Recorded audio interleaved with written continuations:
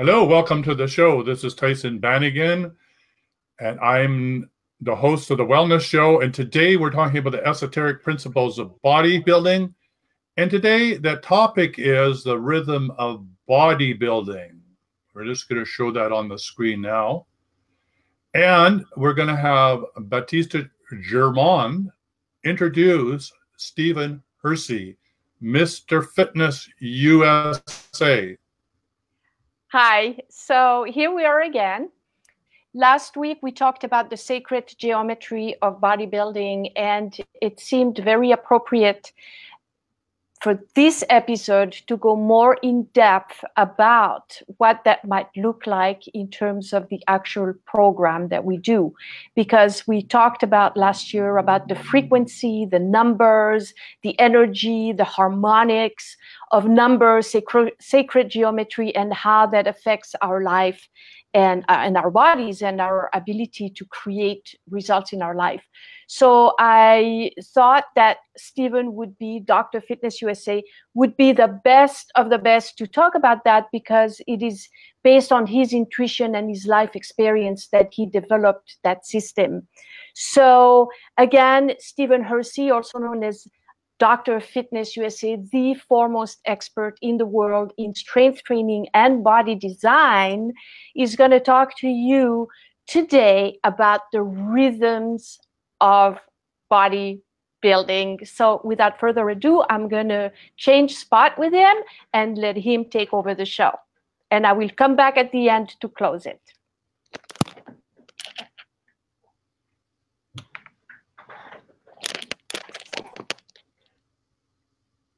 Okay. Here he is. Here's Stephen Hersey, Dr. Fitness USA. Welcome to the show.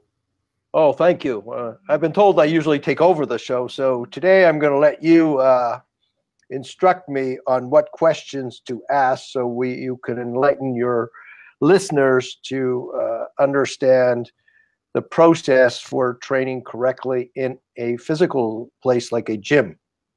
Well, thank you very much for that. And this is a great opportunity, because I have to say, in talking to Batista, I was saying I was just sailing through my exercises, doing, 16, 2 sets of 8, right? One right after the other. And said, oh my goodness, when Stephen finds out about that, he's going to be really upset. Well, I said, well, don't tell Stephen, don't tell him.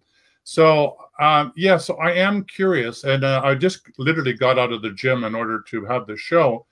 And I was doing the breathing that I learned in the last segment, about how to keep the breath so that when you're powerlifting, how you breathe. And I have to say it's somewhat in reverse of what I'm used to doing.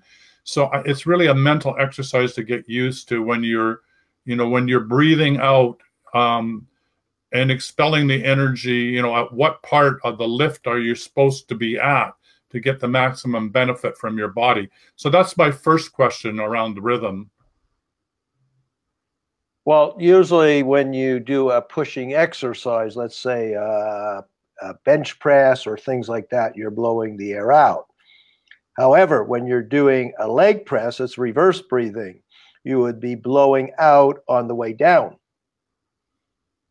So how do you know then? So Stephen, just for us, neophytes around this, give us the sense of how we know what's the correct exercise and the correct breathing, or is it just something we learn over time? I think when you go into an exercise, you just should act yourself and just relax. Well, that's a good answer, and it should come naturally. The hardest part for people is to just relax. If you are relaxing, as the movement becomes more difficult, you have an automatic breathing system. You're going to start to breathe appropriately. Some instances where people are strength training, they hold in their breath so it stabilizes your vertebrae in the back. That's another method. But normally, what comes naturally, like myself, I did a tricep exercise. That's where you're extending the back part of your arm. And I just, what was very important was to connect the movement or the hand positioning. You see, your whole body has to be grounded. So your heels are grounded on the, I'm doing it standing and I'm doing an extension. So my heels are grounded on the floor. And then I'm putting my hands on a metal crossbar because I want to, and I'm letting the weight come back. So when the weight comes back, you just have to sit there or stand there and just relax. And the normal reaction would be to just push out. And when you push out, you would be when you're in here close to your chest, you would be relaxing, like just quieting the body down. And then when you push out, you would exhale out slowly. So it's a rhythmic breathing. Mm-hmm. So because it's more important to the breathing's important, but it's very important to be connected to the exercise. Instead of just executing an exercise aimlessly, you need to be able to go inside yourself and create a vacuum of energy. Yeah, that does make sense. You know, in the gym today, I was doing the hugging in a tree with the barbells, and I actually did it with my eyes closed so that I wasn't, because I can get caught up with all this loud music and everybody in the gym. And so I had my eyes closed. I didn't want to necessarily look in the mirror. And I just let my breathing, follow an ordinary pattern. And let's see now here, how did I do it? I think I was breathing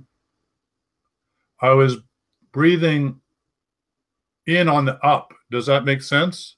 Or is it the other way around? I was breathing on the way down. I was breathing on the way down. That's right.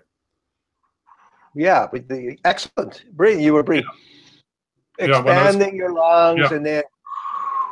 And I think it was very good that you actually close your eyes. Even though I'm pro at what I do, very often when I'm doing exercise, my eyes are closed. It's a very sensuous experience. Yeah, I found that, and it helped me concentrate on just that 8 repetitions, so I didn't get carried away, right? And then I stopped, and I put the barbells on my legs and rested. Now this is the second question then, Stephen. Between the reps, give me a sense of, is it just that I want to calm my breathing, or is there actually a duration of time that's appropriate between the reps, or how do I know what that rhythm is? Okay, so this is what you see in the gym. Okay, you just have to relax. You put the weight down. You can think about it, and then you'll automatically pick up the weight. So whatever rhythm you create is fine. If the weight was much heavier, then you would probably rest longer. You might go for a drink of water. You might just sit there, but all these stops and goes are part of who you are.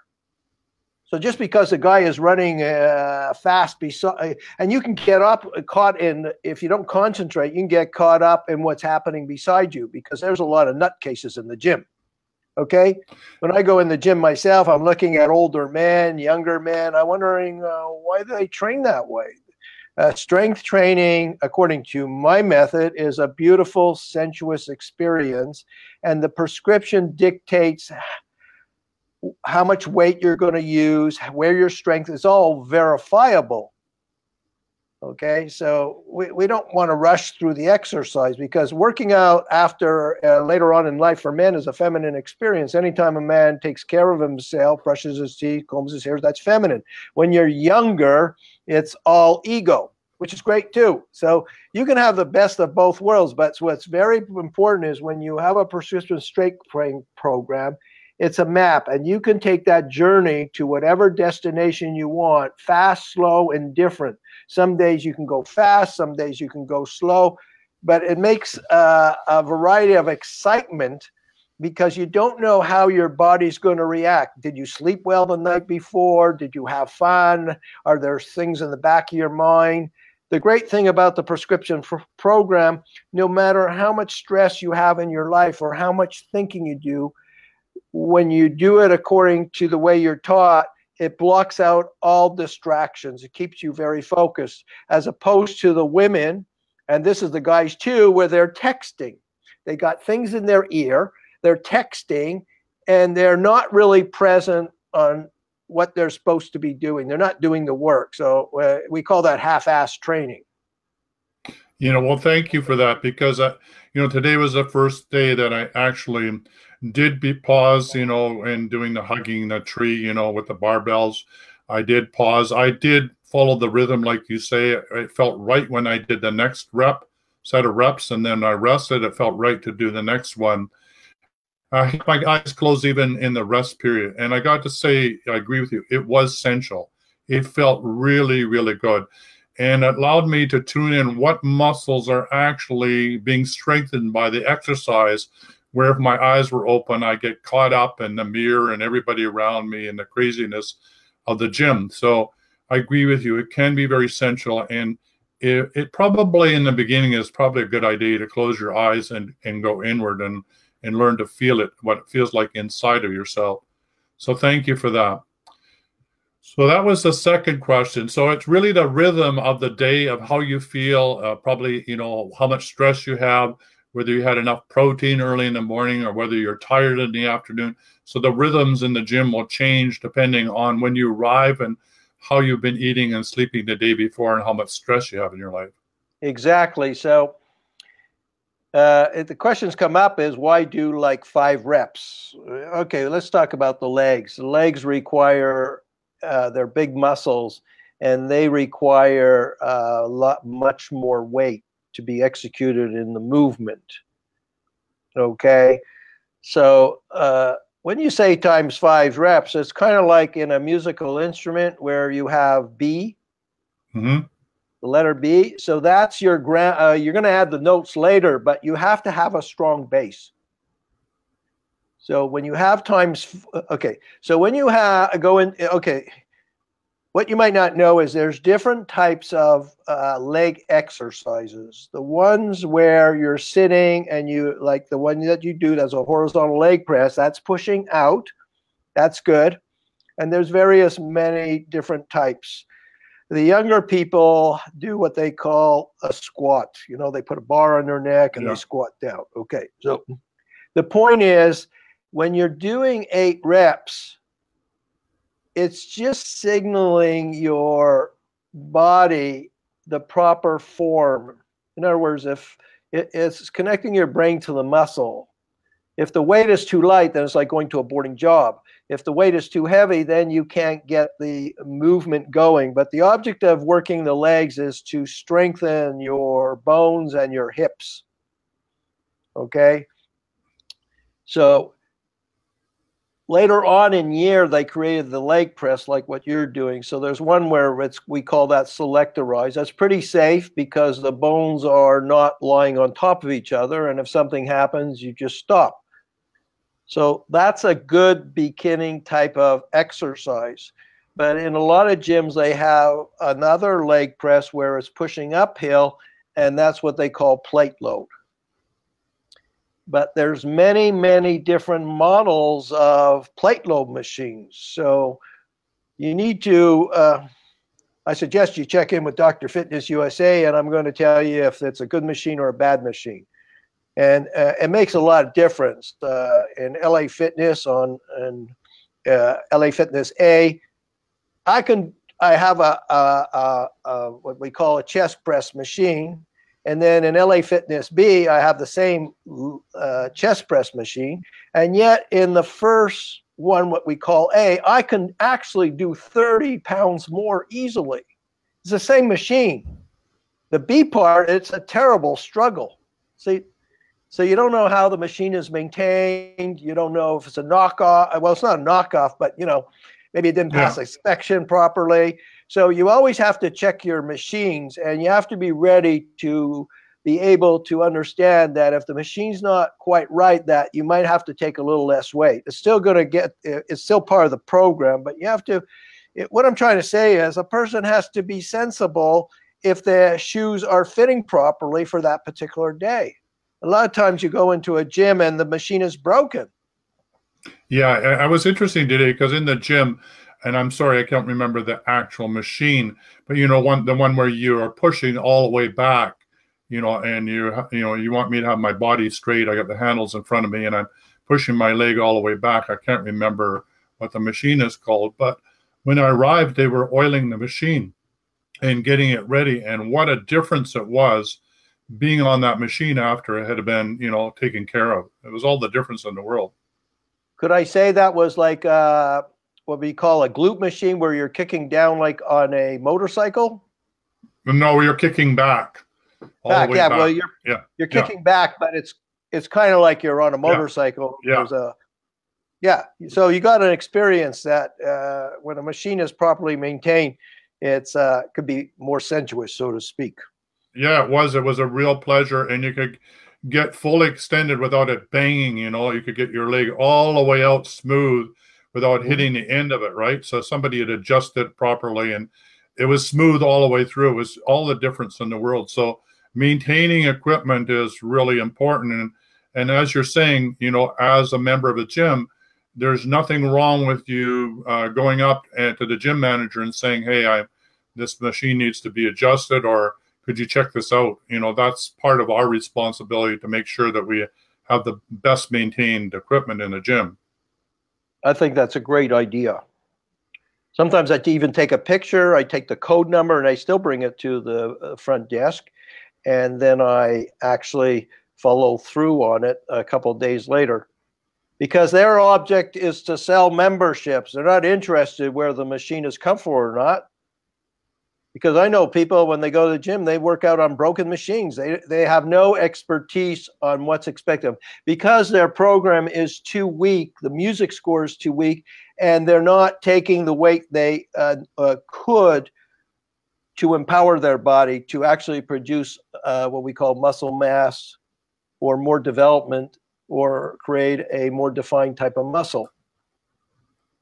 So we're talking about the rhythm of bodybuilding. And so let's talk about the sequence of the actual exercises. And I'm sure that you have the symphony of the rhythm built into the why you do one exercise before another. Sure. Okay. So let's put it in simple terms. Okay. So we want to build the house. Well, your legs are the foundation, your hips, etc. So we're going to take a leg press, which is what you're on. One is horizontal, one could be up. Doesn't matter. We call that a leg press. So we're going to create a weight scale that the first few reps is just going to tell you how the machine is working or where your body's at. Then you're going to, and then after that, then you're going to make sure that the adjustments are all like you've been taught, how to adjust the machine, the right angle, where your feet go, the range of motion. And then, so we have the first few reps. Okay, eight, that's pretty good. Okay. And then we're going to add another set of another layer or floor of exercises, and that becomes a medium weight. Okay, now the body is ready to go to work. Once it's ready to go to work, it's already warmed up. You don't have to stretch. You don't have to do anything. So when you create 4 reps, younger people, you can do 5. For a person like yourself or myself, if I ask you, can you do, most people say, oh, that's a lot of weight. If I say, can you do 4 reps? And I'm going to explain that the action of the movement, you will not feel it. Like the lower reps and the medium weight, you actually can feel what you're doing. But when it's heavier, it's like kind of push a car up a hill. You just execute it. Okay? You don't feel anything. That's why you have lower reps that pump blood into the muscle. So all you're doing is increasing your strength in your body. Later on, the reps will change, where instead of 4, it becomes 8, or the tempo starts to change. But if I ask you to do 4 reps, you say, no problem. But that significant increase in weight, where we can go up 100 pounds, 150 pounds, strengthens your entire body. But the rhythm that follows through that is we can add another strength training movement, but more often than not, we're doing auxiliary exercise. They're a little easier on the body, but you can have fun in the exercise. But the difference is you're going to take a weight that's actually significant. Right. Okay. If you didn't do the leg press first and you went in and you tried to do like a leg extension, you're going to come in at 40 or 50 pounds. When you do the leg press, you're going to come in at 90 or 100. The increase is significant. Once your body's warmed up and it processes the movement, the increase in weight is almost double. So it's really the sequence has to do not only the reps and getting your muscles warmed up, getting blood flowing into the muscles, but actually the grounding exercises get you stabilized in order to then do the stronger one. So you're seeing important of why you have one series of exercises after another. They build upon each other, sort of like a symphony. Absolutely. So you're getting the idea, okay? When a person comes in, let's say, and they do a leg extension, usually they don't do it properly anyways. But what happens is that's an auxiliary exercise. That gives you actually nothing. If you do, what happens, in your case, you're doing a horizontal leg press, so you've got a system that I developed for you that simulates what a leg press plate load would do, okay? Mm-hmm. But a normal person that comes in, especially when I'm in the gym, they're out of the weight range. Like I said, I instructed a woman who wanted to work in with me on a horizontal leg press, and she was doing like 30 reps at 35 pounds. Once I instructed her, she was able to power out 135 pounds, where she immediately puffed up her chest and ran down the aisle of the gym saying, "Wow, I'm great." See, so weight is a significant factor in what you're going to lift for your upper body. Right. So there's a rhythm. So there's a rhythm in the program. When you're doing your first exercise in legs, it's a lot slower. It's a lot more focused. Once you finish the first exercise, then you're going to move a little bit faster. You're going to build up it's what we call a tempo. Right. So, I mean, that makes perfect sense to me. And certainly, and I'm sure the reason why you have the people take pictures of, their body, frontal and sideways and everything is that you can see what's happening in the skeletal structure, which gives you the basis of what sort of program you want to put together, because the basis of what you're doing is structural adjustment. So you're creating a symphony of exercises to start correcting the anatomical structure of the body to bring it back into alignment, which then will free the person from pain. So that makes a lot of sense that why that is important to do, and that everybody's sequence is different. When I go to the gym, nobody has any notes. Nobody's writing anything down. Nobody's counting anything. It seems really interesting. I'm the only guy running around with a clipboard filling it out. I'm the only person in the gym. And I'm wondering how do they do this? Did they just make it up as they go? Or, it doesn't make any sense to me, because I started doing this way. It seems the only logical thing to do in a gym. You're 100% right. I always have, what I explain when people say they have no time or they're thinking, just pick up your program, which is a prescription, get in your car and go to the gym. In a flash, you'll be at the gym and you have the map. You know exactly what to do. You don't have to think about it. So you can get your workout done in 40 minutes. So I always have the program. I glance at it, but I always have a real program in my gym bag. Now, I don't sit down and start to write notes. I'm supposed to be training. But when I come back, because I'm a designer, I'm because I need to, just like a painter, I need to be in shape. So I actually write down the complete program step by step. And in doing so, you'd be surprised that I can see immediately that I can go up 30 pounds in an exercise without even batting an eyelash. I can see exactly where I can make progress. So that's very exciting when I go back to the gym. I'll give you an example. Another body part that has been a question is, when you're doing a back exercise, why is it 7 reps? Why is it 7? Why is it 4? Well, that's another large body part, and it holds your structure. So you see, the arms are the lead. Let's say you're doing a lat pull down. Well, the arms are the levers. If you're doing 8 reps in the beginning or even advanced, it's out of the weight range. The body can, through experience, the body can cope with 7. If I tell you do 7, you'll do it easily. If I tell you to do 8, you're going to be exhausted. If that's your beginning exercise. Right. So you need heavier weight to stimulate the back muscles. So there's always a different rep scheme or sequence of what goes on. So in my back program, I have what they call a rowing machine. Okay, it's by hammer. It's a plate load and a specialized type of machine. Okay, first of all, I'll give you an idea how diverse a program could be. Because I'm 70, I got up one day and my body disappeared. So people ask me, I take mass protein, I take carbohydrates, I fuel my body so I can do the work. So before, when I'm younger, I can get away with training my chest once a week. But now it disappeared. I have to do twice the volume of work to maintain chest size. Nobody likes saggy boobs, but that'll happen. So what happens is in my back day, where I'm coming in, I'm going to put all my attention on my back. I actually do a chest press first. I do a complete, not a whole routine, just the chest press. Interesting.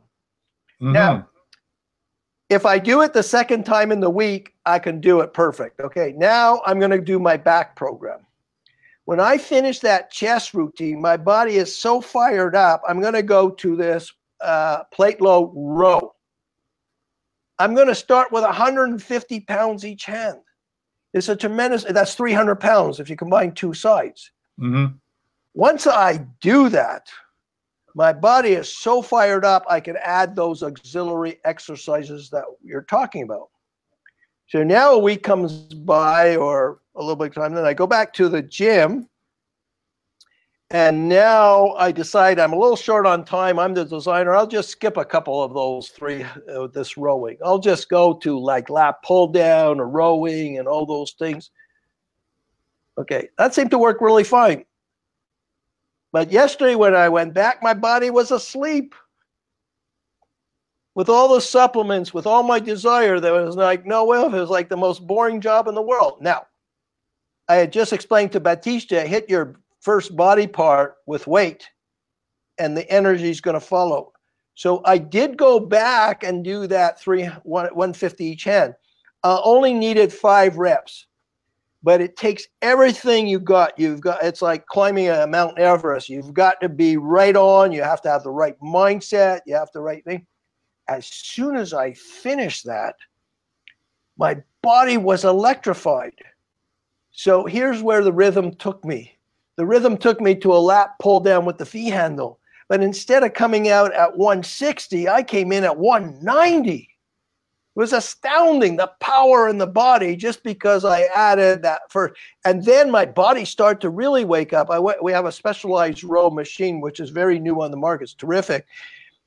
Instead of doing like 115 8 times and the other one 8 times, I opened up with 160, 8, 8, 8. I just kept rhythm.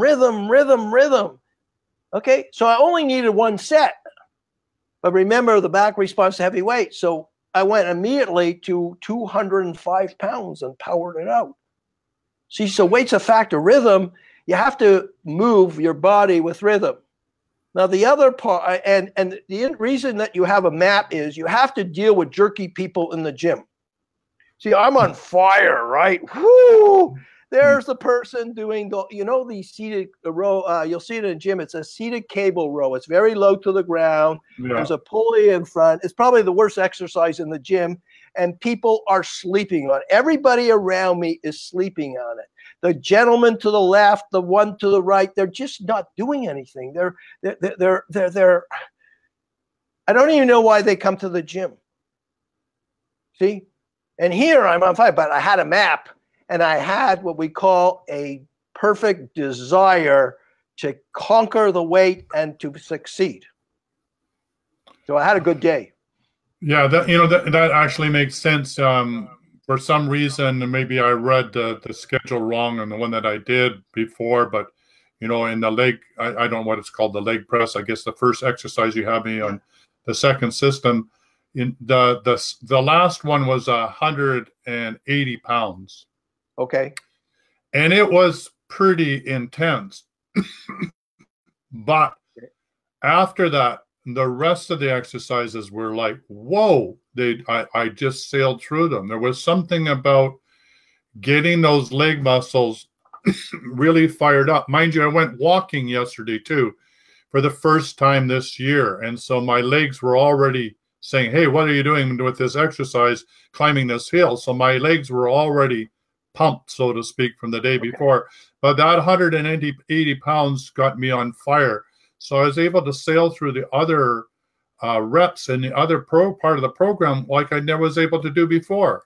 So I think I'm getting to understand why you're talking about you need to wake up that body, particularly the grounding part, the lower part of the body, get it, fired up with some strong weight that matches where you are energetically in that day to get the energy to go and do the rest.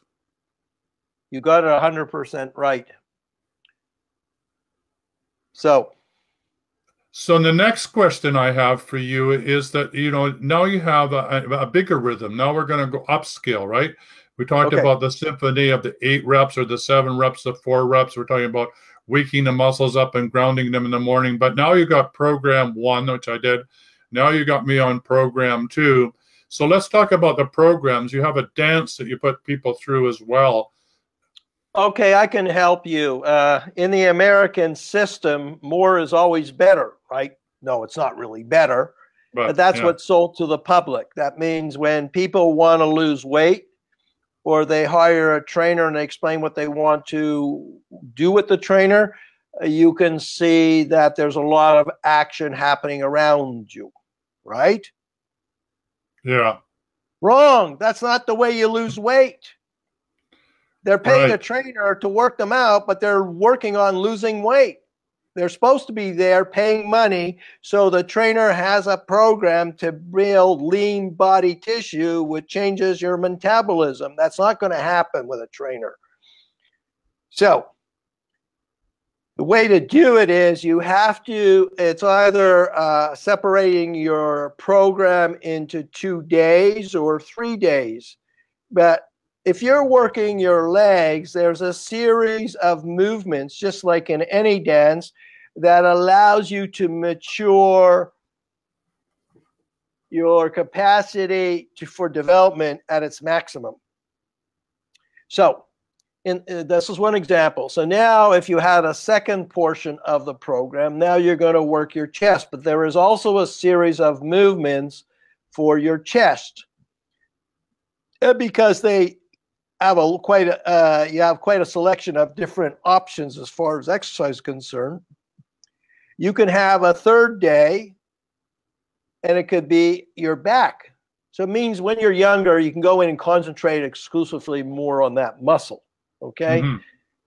Okay, when you get to be us being younger, so to speak, even for a person that's ever been in a gym, if I create 4 exercises that work on their structure, see, when you talk to a man, they say, oh, I have no time. Oh, they're all caught up in this thing. But if I say, okay, well, there's a car and you only have to drive a few miles, or there's only 4 steps, they go, oh, I can do that. I can go once. So you have to make it doable so the person actually gets to experience a wonderful training. You don't have to do too much to get the benefit.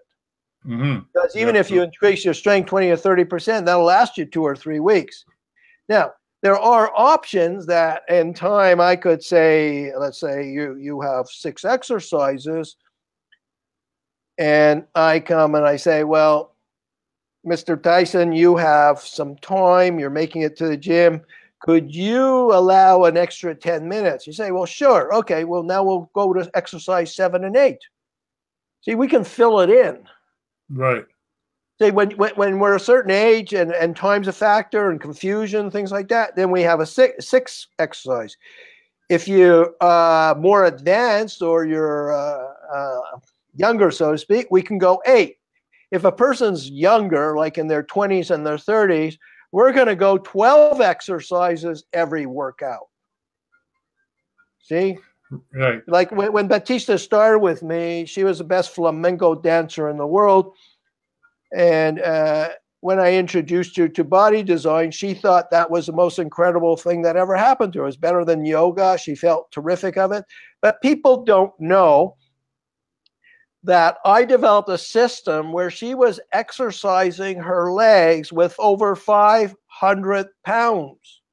And what it did in time, it produced the legs of a 20-year-old. So what I'm always getting at, weight's an absolutely factor. Right. So I notice women, even guys, when women come in the gym, they lift 10 pounds and then they leave. So they did nothing. Right. See, some of the machines actually have movement. So when they flop the machine around, they think they exercised. But in the gym, they don't have any instructions, because I see women who don't know much about training, but they have supernatural ability, but there's no instruction for them. And they're not as open to talking or relaxing in a gym. They're kind of shyish or closed off. But in LA Fitness, when I see ethnic women, Asian women, you should see how they train. They've got heart, desire, but no education. Well, that must really bother you, Stephen, because you can instantly look at what they're doing and understand whether they're doing it right or wrong. You also instantaneously know what program they would need or would benefit to give them the results that they want. So that must be a bit frustrating for you. Well, that's why I'm on your show, because I'm looking for support so that we can show that strength training core of Dr. Fitness, that it's a health component to the natural aging process. See, when I go to the gym, there's a guy there that's 82 years old. But look at all his friends. They look terrible. They're training with them, but they don't have a system. They don't have the desire. Okay? There's another gentleman I know that's really seems together. He's an old bodybuilder, and he comes in and he says he trains every day and he does every single machine. I would never train that way. Okay? But if we look at his wife has terrific potential in the legs, but her upper body is from a fat person. But there's no opening to introduce like a Batista or myself to help her. See? So what I'm trying to say is, every man and woman has his own responsibility to take care of himself. So it's up to the individual to actually pick up a phone, email, or ask a question. It doesn't cost anything to ask a question. So I just gave a whole lecture to somebody that came to see us yesterday. And I have to tell you, it's not negative. The woman, when I first talked to her, I went to a networking mixer. Just a story, okay? Yeah. There was a magnificent woman standing there, but it's obvious she doesn't work out in the way I know it. So when I talked to her answer, and it's typical, oh, I go walking, I go swimming, I go hiking. Oh, the gym, I don't like the gym. Some women say, oh, the gym is smelly. And, you know, they're so old school, they're not educated that the only tool available to them to keep their body younging, and there's $500,000 worth of machines to have fun with your body, they're not using. So when the person is sitting in front of me as a couple, because they've been married like 25 years, he's like an old guy. And when I explain to them, she's like brain dead. I'm trying to tell the guy, you have to help her. Help her, put your hand in your pocket and take her to the gym and have her get on a program. You understand? It's the only way to do it. They don't. The women don't automatically say, "Oh, I think I'll go work out today." Most of them, when they go too far away from their body, saying, "I have no time, I have no energy, I don't like gyms," And what's kind of funny, okay, because Batista met another woman, and she was a perfect candidate too. She said, "Oh, I don't like." First of all, they'll say, "Oh, I really like what you're doing." Okay, can we talk? And then they'll say, "Oh, I don't like smelly gyms." Well, what century were you born in? Do you know that all the beautiful women are in the gym strength training now? Do you know that your mother or your father would be dead? People who have epilepsy, if they weren't available to the gym, people who have no legs, they go to the gym, and you're saying something stupid like you don't like gyms? That's the only facility that keeps them alive. See? So people aren't really that educated in asking questions or seeing what's available to them. They don't ask questions. They're in a hurry. I think what you're saying is really important. So if you're listening to the program, the really important thing is if you're going to the gym, it's really important that you have a coach. And we're not talking about a trainer. We're talking about a coach like Stephen, who's going to help you give your body back. And what I mean by that, a body that's pain-free through structural adjustment. So it's important to not go to the gym and just think that you know what you're doing. It's sort of a hit and miss. So that's why this series of programs is so important. The 13-episode program for the esoteric principles of bodybuilding, because there's a lot to this. There's a rhythm, there's a beauty to this, to get your youth back, to have your health back, to have your fitness back. And for that, Steve, I'm truly grateful, because I would never have been in the gym if you hadn't encouraged me. You asked me 6 months ago, hey, why don't you go to the gym? I say, are you crazy? I'm not a gym rat. I don't want to go there. I would have the same attitude. The last time I was in the gym was, it was totally different. Absolutely. There's no resemblance to what a gym is now. Gyms today are really, really quite amazing places. And lots of young people there, vibrant people. And yes, there's a lot of grunting and groaning and a lot of craziness going on, but there's also some really amazing people are getting their lives together. It's a different environment than what we think it's all about. So give it a chance, and you should really have a conversation with Stephen to get the program that's going to suit your needs, where you are in your life and what's happening in your body.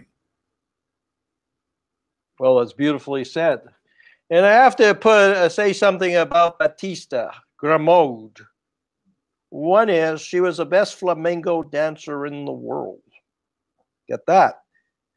Then she taught 1,000 school children a week. So she's been in the school system and built up 40 systems to enroll her life. That's giving back to the community.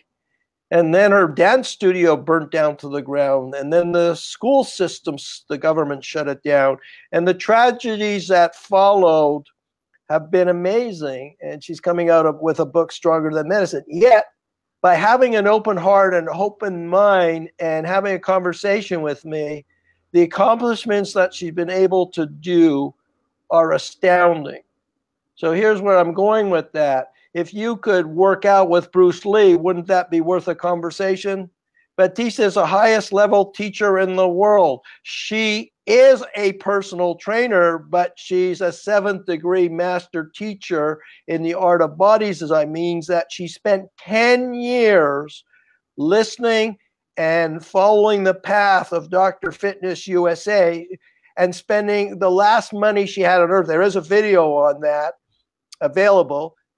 And yet, she's available to be your mentor to the women, and the men have jumped on to the men also. So wouldn't it be worth a conversation or a telephone call? Yeah, absolutely. So pick up the phone. Just don't sit there. Pick up the phone and get hold of them.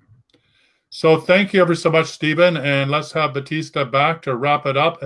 But before we do that, is there any last thing that you'd like to say about the rhythm that we may have missed, or I didn't ask questions about? The rhythm of bodybuilding. Well, just like in any music instrument, or when you're listening to a choir, if there's a note missing and you're an expert, you can tell that something's off. So they're just like an orchestra. or instruments. There's different tempos, or in dance, sometimes you like fast music, sometimes you love slow music. So in body design, there's all these tempos happening, sometimes together, sometimes separately. So people can't come to me and say, oh, the program is boring. Even myself, when I finished my training yesterday, I only had 4 minutes to train my arms. People say, oh, you got good arms. But I only did 2 sets. And the first set I did 12. And then I listened to my breathing, where I was at, and I only did 8. See? So I went away with a satisfaction that I could do more if I so choose to. You see, you start to pay attention. When I go into a restaurant, I see people, how they sit in a corner. They're supposed to be out enjoying the scenery. I'm much more aware of my surroundings, and I'm much more attentive in being kinder to people. Like, so when I'm in the gym, they don't know that they can have Dr. Fitness for 0 money just by asking a question. I'm off the clock. I'm trying to be a good neighbor. So it's kind of funny, the different reactions of different people. So not only am I expressing myself, I learn to deal with rejection too. Because not every mentality in the gym is so funny. I want to close that. Batista said, can you imagine this woman? She thinks that everybody is sweaty in a gym and things like that. Okay. So now I go to the gym and I'm doing my first chest exercise. And this guy, he's so ugly. And so he terrorizes his body like to the ultimate. And all of a sudden he's sitting in front of me and he's going, I mean, it's just like a Dracula movie. And Batista says, nice image. You see, because I was telling her, I always look for nice images, a woman with nice legs, a guy that has a nice body. So, here's this guy, but I was focused. So the program teaches you to stay focused. No texting, no dilly-dallying, focused. Because I have a last question for you. I have a last question for you. I mean, in my gym, I'm a quiet guy. I don't have music. I like silence. Silence is my music. Yes. But when I'm in the gym, there's all this loud music everywhere, right? Crazy music. So what do you do? Do you take your own music, or do you use? No, that's a perfect question. I'm exactly like yourself, because the feminine side of a man, the creative side of a man, is a silent world. Women can filter out this type of music. Before, when the gym is really noisy or I go out, I take earplugs. Okay, but in your gym, if they're playing loud music like that, I couldn't train there. It's too disturbing. Right. So I'll take earplugs next time and try that out. Yeah, because you're trying to exercise and feel the rhythm of your body, and then some guy's in the corner playing drums. Yeah, I mean, it really is. So I was trying to make the music match in my exercise, and luckily I was able to do it this time. But I'm being led by the music, and like you say, it gets in the way of my own internal rhythm, my own inner music. So yeah, so I'm going to do something about that. I'm either going to take earplugs, or I'm going to create my own music, my own training. Sometimes I can ask. It doesn't happen too often, but sometimes when I used to be at Gold's Gym, I'd actually ask them to lower the music. Right. That doesn't always work. Yeah. I don't know. The more distraction people have, the more activities going on, the more they make money. Like if you go into McDonald's, the reason it's painted yellow is to make people eat faster or get nervous. Right. There's a scheme to everything. So I bring my program and I make sure that I look at it and I follow it. Yeah, I love Friday going in the morning, although it was different this Friday. Usually there's nobody in the gym, so nobody turns the music on, which is perfect for me. Well, you can ask them to turn it down. You can ask them to turn it down. Great. Practice. And I will do that. Well, thank you ever so much, Stephen. I learned a lot. It's going to really help me in my next trip to the gym, and I'll be able to power through. Go to our website. There's lots of material there. And if you go to YouTube/Dr. Fitness USA, there's probably 375 videos that you can look at. Now, what's the purpose of looking at the video? You can take major women who have shows, and if you listen to myself or Batista talking, it will relax you. If you're for women, if they're in their feminine, because the feminine side of a woman is a one who turns on auditorially. Hurrying up, no time, pleasing others is not the signs of a healthy woman. It's a sign of a woman on her way to the psychiatric couch. Right. So when you turn on a video like one a night, listen to how we express ourselves, look how endearing we are, look at the sacrifice Batista makes for you women out there. The men have come on board. That's really encouraging also. That's my suggestion. drfitnessusa.com, 424-245-6560. You can write us an email, but get involved. Yeah, and you got many Facebook pages too. So just put in Dr. Fitness USA and Facebook, and guess what? There's videos there as well. Well, thank you again, Stephen. It was great having you on the show. I get to learn all sorts of things that makes my gym experience that much more pleasant, much more rewarding. I have to tell you, you've been an excellent, even though you're very advanced in life, you've been an excellent student because you're teachable and you ask questions. So well, thank you. So when somebody's teaching you, not you, don't become the expert. Right. All right. So let's have the other expert.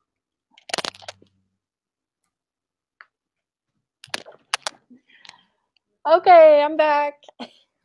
Well, that was exciting, and thank you ever so much for making this happen. And the rhythm of bodybuilding, I learned so much from this session that's going to really help me power through in the gym, and hopefully others listening to this will help them do the same.